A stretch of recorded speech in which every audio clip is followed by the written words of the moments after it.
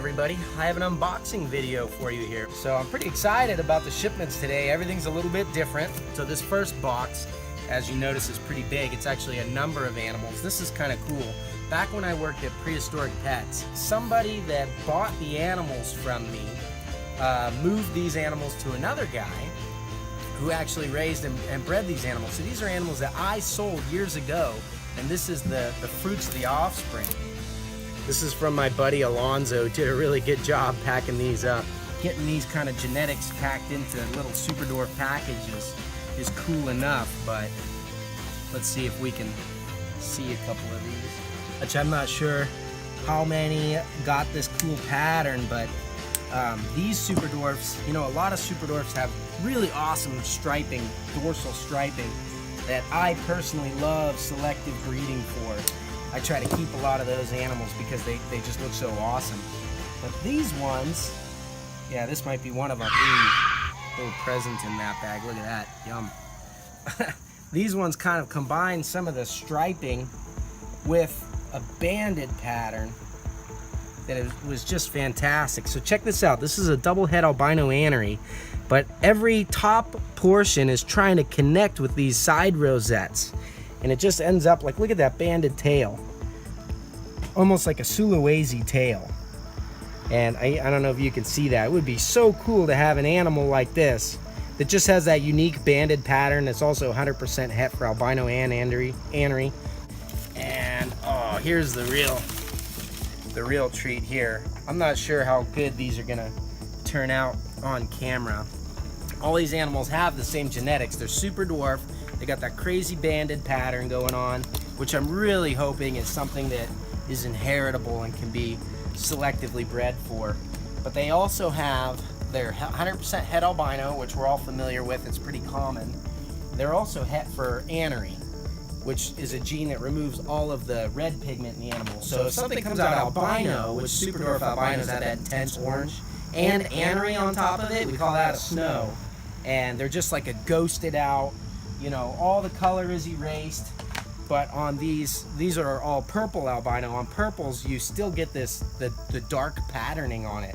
So it's really cool. You end up with an animal that has just like platinum silvers and almost like a little bit of green tints to them and whites, and they're just really beautiful. But the key to that equation are these guys, the aneries. Just so this one wants to be a yellowhead retic, but an animal that pulls all the red out, it's just got a green head. Look at that. That is so cool. I don't know if I've seen one like that before. Can you see the difference? I mean, again, they don't get the color until they fully grow up, but that guy's head is green. So this anery is a key to unlocking some colors that we've never actually seen in retics before, which is greens and blues. And as we're beginning, like when you see a platinum anery retic, they've got, it lightens everything up so they get these blue undertones. But look at that. That is so cool. A little green-headed retic. I don't think, in all the aneries I've seen, which is quite a few, I don't know if I've ever seen one with so yellow a head that just wants to be green like that. That's awesome. You know, they say the best thing come in small packages. This was a little bit of, I'm gonna say, an impulse buy for me when I was at the Pomona show in California. Some of you guys might have seen that video. I actually stopped by Jeff Kelly's area to check it out. El Segundo pythons. So unexpectedly, I never would have done this breeding, but I'm really glad. I think the first person I saw who did it was Ed Church over in the UK. What's up, Ed? But he combined marble, which is this chaotic shattering of pattern genes, with sunfire, because sunfire tends to clean the pattern up. But when Ed produced his, I mean, he just proved me wrong. So when I saw this particular animal, I told Jeff, I said, I want that one, not a different one. But this sunfire marble blew me away. Of course it's in blue, right? So check out this neck stripe. I mean, first of all, look at the size of this thing. This is a fresh hatchling compared to those Super Dwarfs. But this neck stripe is like, it's got the chaotic pattern contained within the striping of the marble. I mean, look at that, the clean, intense oranges that you expect to see on a sunfire. Again, it's wanting to band a little bit, so this will be a really cool snake for that. But this, I just thought, was an absolutely stellar example of a Sunfire marble.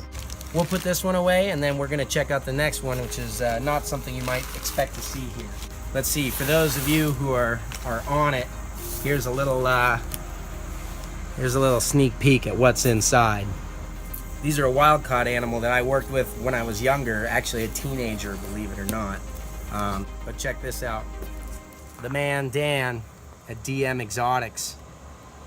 I've been buying cool stuff off of this guy for a long time. He just has so much stuff that you don't see anywhere else. This is an animal that I've been wanting to establish in captivity through breeding for a long time. And so I saw some animals on his table. He got me some pictures of stuff, and I just bought a bunch of them up. So part of the reason I got into retics is because they're intelligent, inquisitive. They're very visual animals. You know, you catch them looking around the room for cues, which I always thought was cool. And this is an animal that is even more so. So there you go. This is a sarong locality bar neck.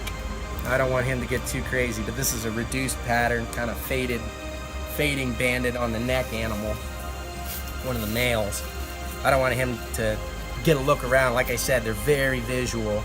And so the second you pull that head out of the bag, he's already scanning the environment and figuring out what he wants to do. These things are like velociraptors without legs. Here, let's see if we can see her in the bag. I don't want to stress her out too much. Again, these are wild-caught animals, so they're not used to people and not always the easiest animals to acclimate and work with, but my goal would be to work with this stuff so that I can provide good, reliable, captive bred animal. But check out that nice banding, that greenish gold, and let's see the head here.